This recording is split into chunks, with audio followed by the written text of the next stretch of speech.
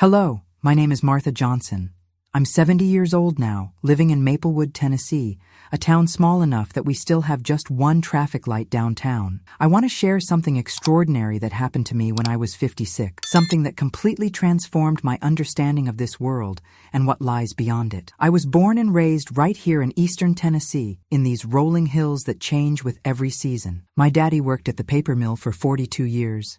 And Mama taught third grade at Maplewood Elementary. We weren't rich with money, but we were rich with faith. Every Sunday morning, rain or shine, we'd pile into our old Buick and head to First Baptist on Sycamore Street. I can still smell the pine wood pews polished with lemon oil and hear Sister Margaret's slightly out-of-tune piano playing Just As I Am. By the time I turned 56, life had given me its share of joys and sorrows. I'd been married to my high school sweetheart Thomas for 34 years until the Lord called him home after a battle with lung cancer. That was in '99, and I still woke up some mornings reaching for his side of the bed. I had two children, Michael, who was 22 at the time of my experience, studying engineering at the University of Tennessee, and my daughter Sarah, who was living in Charlotte with her husband, and my two grandbabies, Emma and Jacob. I worked as a nurse at our local community hospital for nearly 3 decades. I'd seen people born and die, witnessed miracles and tragedies. I thought I understood the fragile line between life and death, but I had no idea what waited on the other side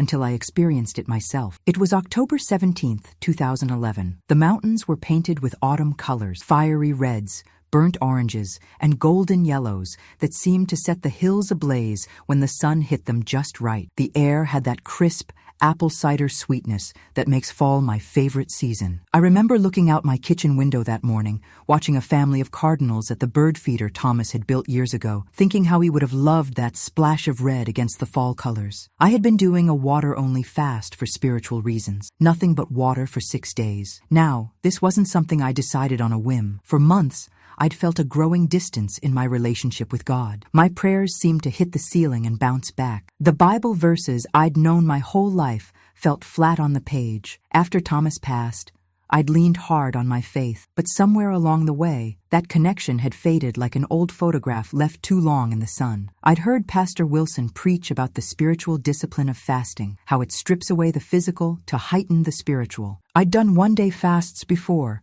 maybe 2 days at the most, usually during our church's annual prayer week in January. But something inside me, I believe now it was the Holy Spirit, was urging me to go deeper. I consulted with Dr. Henderson, my physician of 20 years, before starting. He wasn't happy about it, especially given my age and the fact that I was on medication for high blood pressure. "Martha," he'd said, adjusting his wire-rimmed glasses the way he always did when he was concerned, "I can't recommend this. At the very least, consider a juice fast instead." But I felt called to do this, so I compromised by agreeing to drink electrolyte water and to stop immediately if I felt unwell. The first 3 days were the hardest. Headaches that felt like someone driving nails into my temples, fatigue that made climbing the stairs feel like scaling Mount Everest, and hunger pangs that growled like an angry bear. But by day 4, something shifted. The hunger subsided, replaced by a strange clarity. Colors seemed brighter, sounds more distinct. I found myself praying for hours at a time on my knees in Thomas's study,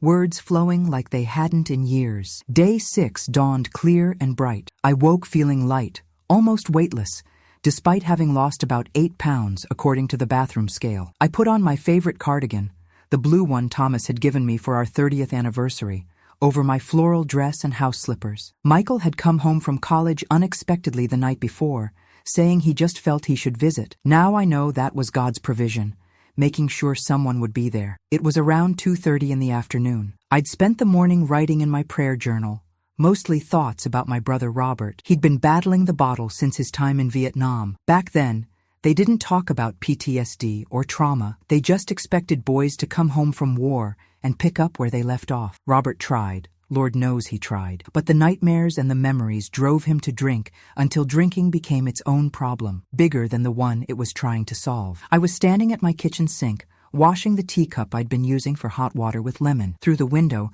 I could see Michael in our backyard with Buddy, our golden retriever. Thomas and I had gotten Buddy as a puppy the year before Thomas got sick. Now, at 8 years old, Buddy still had the energy of a young dog, especially when Michael was home to play with him. Michael was throwing an old tennis ball, and Buddy was leaping to catch it, his golden fur shining in the afternoon sun. I remember thinking how much he looked like his father at that moment. Same strong jawline, same way of throwing with his whole body like he had on the high school baseball team. The sunlight was dappling through the old oak tree, casting moving shadows across the yard, and the wind chimes Thomas had hung on the porch were playing their gentle, random melody. That's when it happened. Without any warning, it felt like someone had swung a sledgehammer directly into my skull. The pain was, I don't have words adequate to describe it, like lightning inside my head. I felt my right side go completely numb, as if that half of my body had suddenly disappeared. My vision blurred, then doubled. I tried to call out to Michael, but my tongue felt thick and useless in my mouth. Nothing came out but a strangled sound. I remember the teacup slipping from my fingers,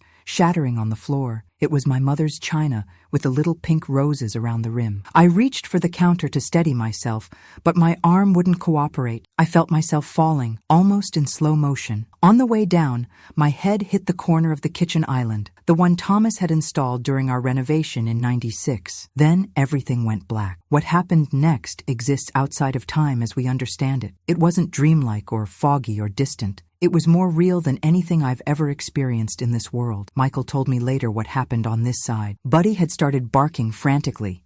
Not his playful bark, but his alert bark, the one that means something's wrong. Michael looked toward the house, just in time to see me collapse. He dropped the ball and ran inside, finding me unconscious on the kitchen floor, blood pooling from where my head had hit the island. He called 911 immediately. Then he called our neighbor, Grace Miller. She'd been a nurse even longer than I had. Grace arrived within minutes and helped Michael perform CPR until the ambulance arrived. We live about 30 minutes from the University of Tennessee Medical Center in Knoxville, up winding mountain roads that don't take kindly to speed. By the time the paramedics got me to the hospital, my heart had stopped beating. For 13 minutes and 21 seconds, they were very precise about this in my medical records.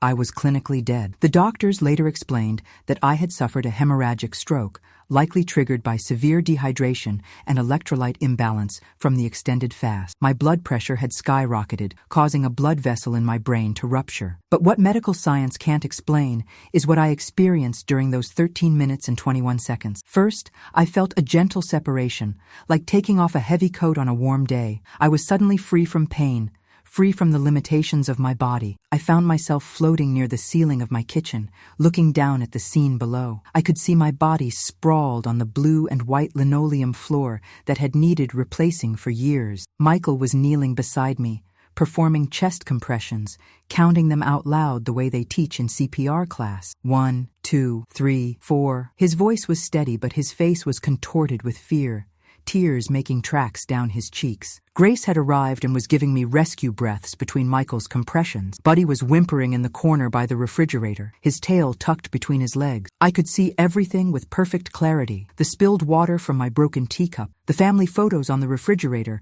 held by magnets from our vacations over the years, the half-finished crossword puzzle on the kitchen table, even the dust on top of the cabinets that I could never quite reach to clean. I wanted to tell Michael I was okay, that he didn't need to be afraid, but I had no way to communicate. I felt no pain, no fear, just a profound sense of peace and a strange kind of curiosity about what was happening. Then I began to move away from the scene. It wasn't like flying or floating exactly, more like being gently pulled backward. The kitchen, Michael, Grace, and my broken body grew smaller and more distant, as if I was looking through the wrong end of binoculars. I found myself traveling through what I can only describe as a tunnel of living light. It wasn't just bright, it was alive, pulsing with colors I've never seen before or since. Colors that don't exist in our world. Colors that seem to have meaning and emotion woven into them. The tunnel seemed to go on forever, but I wasn't afraid. I felt like I was finally heading home after a long, exhausting journey. As I moved through this tunnel, I began to hear music, not like earthly music with instruments and voices, but something that seemed to be the very language of creation itself. It was as if each note was a living thing, perfectly harmonized with every other note, creating a symphony so beautiful it would have brought me to my knees if I'd still had them. The tunnel began to widen, opening up into a vast landscape that defies description with our limited human vocabulary. It wasn't clouds and harps like you see in children's Sunday school pictures. It was more like the most pristine wilderness you could imagine. Mountains more majestic than the Smokies, meadows of flowers with colors so vibrant they seemed to sing, trees that looked ancient and wise, and a sky that wasn't just above but seemed to be everywhere at once, filled with a light that illuminated everything without casting shadows. And standing there, waiting for me, was Jesus. Now, I've been a Baptist my whole life. I've seen Jesus depicted in stained glass windows, in paintings, in movies, on the little prayer cards we used to get in Sunday school. None of them, not a single one, got it right. No human artist could capture what I saw. He appeared as a man, yes, but also somehow more. His physical form seemed almost secondary to the love and power that radiated from him. His eyes, his eyes. They weren't just brown or blue or any color we have words for. They were deep like wells of living water, infinite like the night sky, ancient and new all at once. Looking into his eyes was like being known completely, loved completely, understood completely, all the way down to the hidden corners of my soul that I'd never shared with anyone, not even Thomas. He smiled at me, and it was like the sun coming up over the mountains on Easter morning. He didn't speak with words exactly. It was more like his thoughts flowed directly into mine. He welcomed me by name, not just Martha, but a name I seemed to recognize as my true name, the one I'd always had in eternity. "You've come early," he communicated, with gentle amusement rather than reproach. "But since you're here, there are things I want to show you." He took my hand, or what felt like my hand in this form I now had, and his touch sent waves of joy through my entire being. We turned together to look back toward Earth, which appeared in the distance like a blue-green jewel suspended in darkness. That's when I saw them, thousands upon thousands of golden threads stretching from Earth up toward heaven. Some were bright and thick,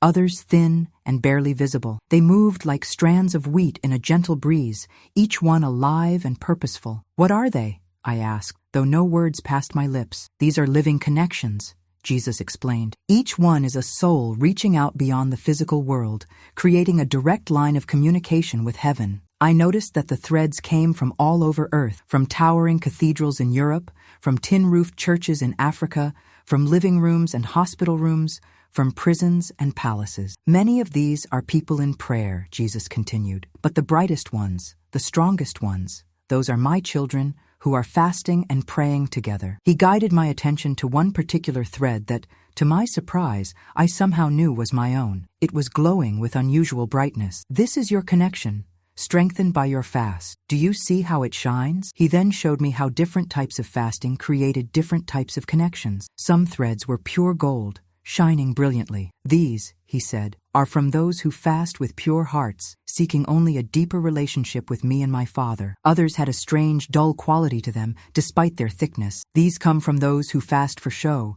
to appear spiritual to others, or who believe they can manipulate God into giving them what they want through their sacrifice. They have their reward already, the admiration of others, but they miss the greater blessing of true communion." Jesus explained that fasting does more than just deprive the body. It actually changes what he called our spiritual DNA. "Your physical body," he said, "is designed to be more than just a vessel for your soul. It's meant to be a conduit, a meeting place between the physical and spiritual realms. When you deny the physical through fasting, you create space for the spiritual to expand." He showed me how, when we fast, our spiritual senses become heightened. It's like tuning a radio to remove the static. Suddenly, we can hear God's voice more clearly, sense his presence more intensely, understand his word more deeply. Remember how the colors seemed brighter during your fast? How sounds were more distinct? That was just a glimpse, a physical echo of what was happening spiritually. Your soul was becoming more attuned to the frequency of heaven. Then Jesus showed me something that took my breath away, if I'd had breath in that state. He showed me how our prayers appear in the spiritual realm. When we pray normally, our prayers rise like whispers, sometimes clear, sometimes muddled by our own conflicting desires or lack of faith. But when we pray while fasting, those same prayers become powerful declarations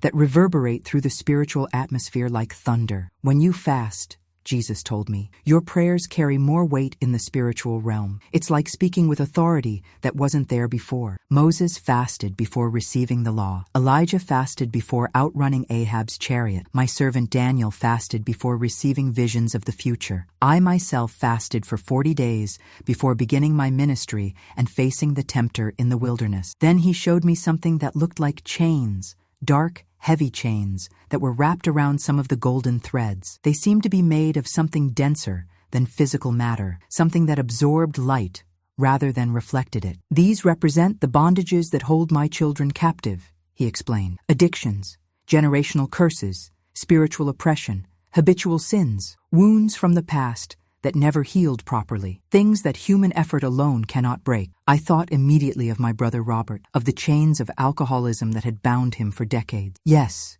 Jesus said, knowing my thoughts, just like your brother. As I watched, I saw how the golden threads of those who were fasting seemed to burn through these chains, link by link, setting people free. This is part of my ongoing ministry, Jesus told me. I came to set the captives free, and when my children partner with me through fasting, they participate in that ministry of liberation. Is this not the fast that I choose? To loose the bonds of wickedness, to undo the straps of the yoke, to let the oppressed go free, and to break every yoke? I recognized the verse from Isaiah, but had never understood it so clearly before. Jesus then showed me more specifics about fasting that I'd never heard taught in church. A one-day fast, he explained, is like dipping your toe in the spiritual river. It begins the process of spiritual sensitivity, but barely scratches the surface of what's possible. A 3-day fast, like Esther and the Jews of Susa undertook, begins to realign your spiritual senses more dramatically. But fasts of extended duration,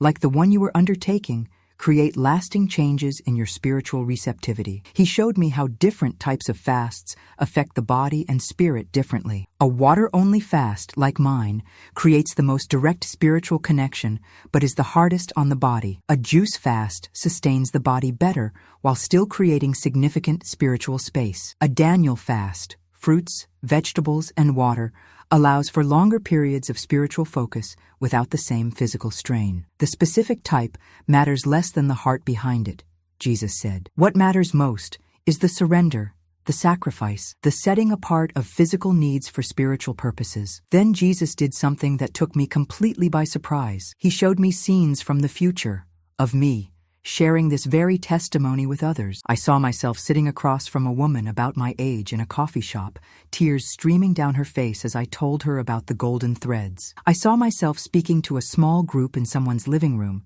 then to a larger group in what looked like a church fellowship hall. I even saw someone recording my testimony, which must be what's happening right now. Your experience today isn't just for you, Jesus said. It's a message for my church in the days to come. They've forgotten the power of fasting.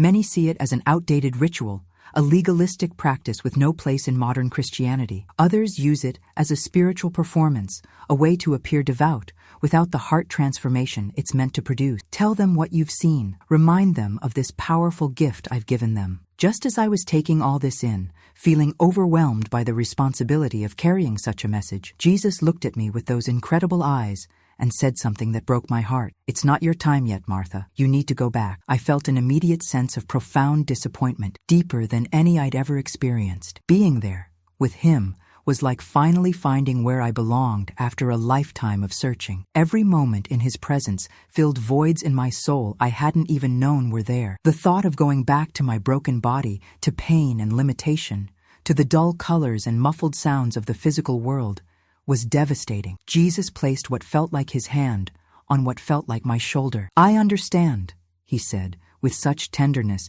it made what passed from my heart in that state ache with love. But trust me, I still have work for you to do. People who need to hear what you've seen, prayers that need to be prayed with the authority this experience will give you. Your brother who needs the freedom your fasting will help provide. Then he said something I'll never forget. As long as I live, when it truly is your time, I'll be right here waiting. And Martha, it will be worth the wait. And with that, I felt myself being pulled backward, away from Jesus, away from that magnificent landscape, back through the tunnel of light. The music faded, the colors dimmed, And the next thing I knew, I was waking up in the ICU at the University of Tennessee Medical Center. The return to my body was difficult. Imagine being wrapped in a lead blanket after experiencing perfect freedom. Everything hurt. The lights were too bright, yet somehow also too dim. Sounds were harsh and grating. I had tubes down my throat, needles in my arms, sensors taped to my chest. Michael was asleep in the chair next to my bed, his young face lined with worry,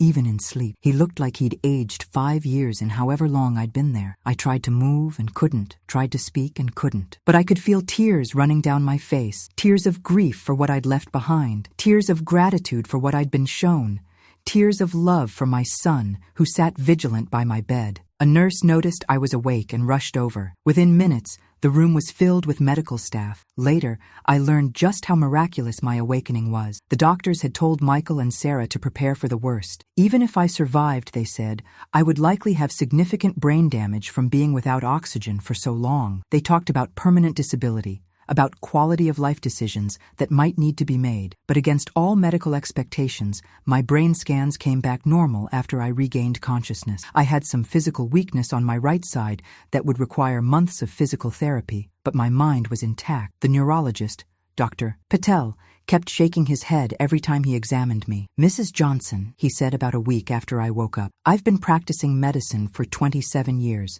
And I've never seen anything like your recovery. Someone who was clinically dead for over 13 minutes shouldn't have brain function like yours. We can't explain it medically, but I could explain it. I knew whose hands had held my soul and sent it back to my body. Recovery wasn't easy or quick. I spent 3 weeks in the hospital, followed by 2 months in a rehabilitation facility in Knoxville. I had to relearn how to walk, how to use my right arm, how to perform simple tasks like buttoning a shirt or writing my name. Sarah took a leave of absence from her job in Charlotte and moved back home temporarily to help care for me once I was released to go home. But throughout the difficult physical recovery, I had a joy that surprised everyone around me. Doctors, nurses, physical therapists, even my own children. They expected depression or anger or fear. Instead, I had a serenity that could only come from having seen what waits for us beyond this life. At night, when the pain kept me awake and the medication didn't help enough, I would close my eyes and remember the colors in that tunnel of light, the music that wasn't quite music, the landscape more beautiful than anything on earth, and most of all, those eyes that knew me completely and loved me anyway. I told Michael and Sarah about my experience as soon as I was able to speak coherently. Michael, with his engineering mind, tried to explain it away as a hallucination caused by lack of oxygen to my brain. Sarah was more open to the possibility that what I'd experienced was real, but I could see the worry in her eyes, concerned that the stroke had affected me more than the doctors realized. That was okay. I didn't need them to believe me right away. I knew what I had experienced. As I recovered, I began to notice changes in my spiritual life. My prayer time became something I craved, rather than a discipline I maintained out of habit. Reading the Bible was like reading it for the first time. Verses I'd known since childhood suddenly had layers of meaning I'd never noticed before. I could sense things in the spiritual realm that had previously been invisible to me. The heaviness in a room where there was unresolved conflict, the lightness where genuine worship had taken place. And I began to fast again, more carefully this time,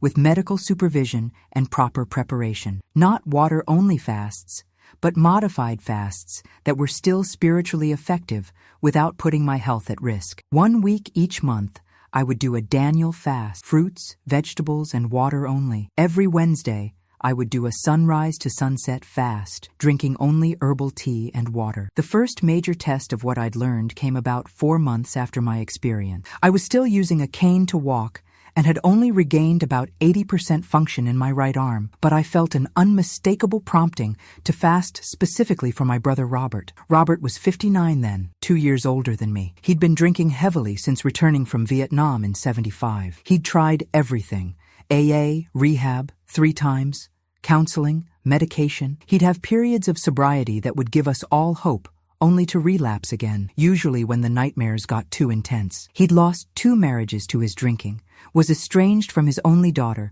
and was slowly drinking himself to death in a small apartment in Johnson City. I committed to a 3-day juice fast specifically for Robert's deliverance. During those 3 days, I prayed for him with an intensity and focus I'd never been able to maintain before. I could literally see in my mind's eye those dark chains around his golden thread, and in prayer, I would visualize them breaking link by link. Nothing dramatic happened after that first fast. When I called Robert afterward, he was the same as always, putting on a good face, pretending everything was fine, the slight slur in his words telling me he'd been drinking already, though it was only 10 a.m. A month later, I did a second 3-day fast for him. This time, I invited my prayer circle from church to join me, 6 women who had been meeting weekly to pray together for over a decade. I didn't tell them everything about my near-death experience, just enough for them to understand why this was so important. After the second fast, Robert called me out of the blue. "I don't know why," he said, "but I've been thinking about getting help again. There's a new treatment program at the VA I might try." It was a small step,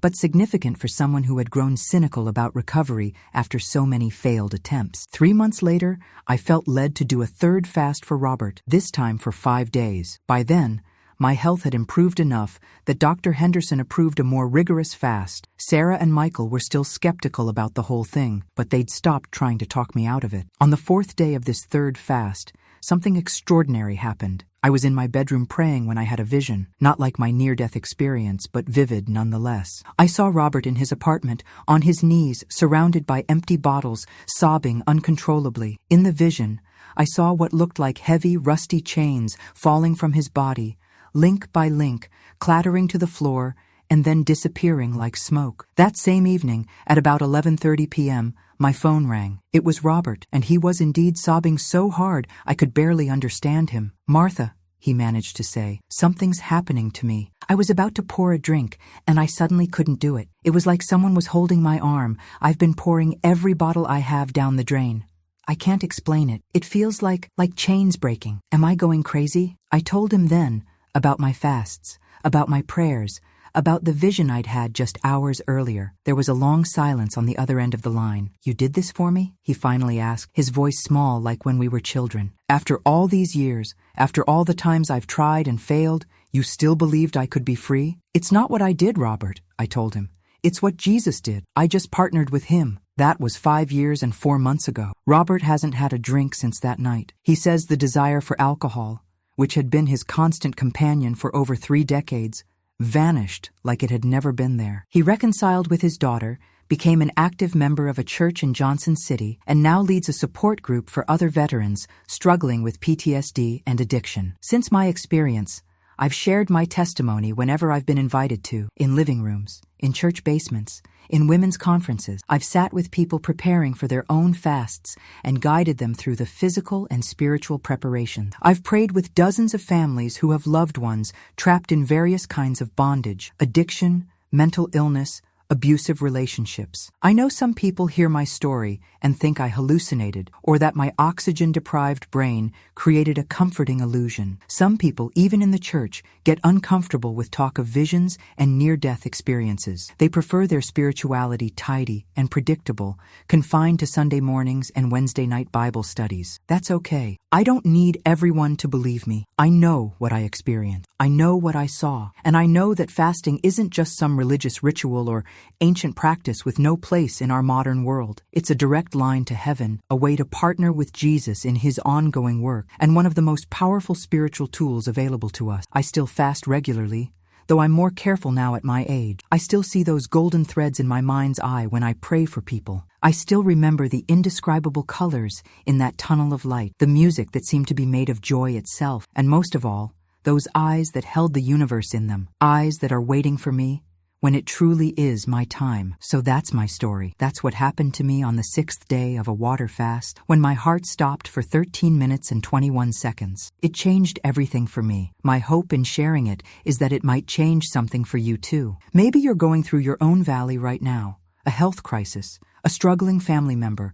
a spiritual drought. Maybe you've been praying for years for a breakthrough that never seems to come. I want to encourage you to consider fasting as more than just giving up food. It's making space for God to work in ways our limited minds can't imagine. Jesus told me to share this message because so many in the church have forgotten the power available to them. I'm just an ordinary woman from a small town in Tennessee, a retired nurse, a widow, a mother, a sister, nothing special, but I've seen beyond the veil, and I can't keep silent about it. Thank you for listening to an old woman's story. May God bless you and keep you until we all see those eyes for ourselves.